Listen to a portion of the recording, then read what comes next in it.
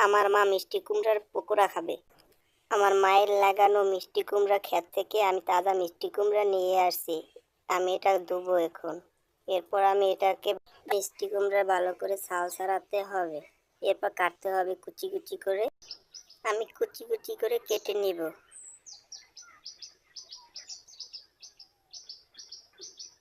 এই যে আমার কাটা সম্পূর্ণ ক্লিয়ার হয়েছে। এখন আমি এটাকে সেদ্ধ করব।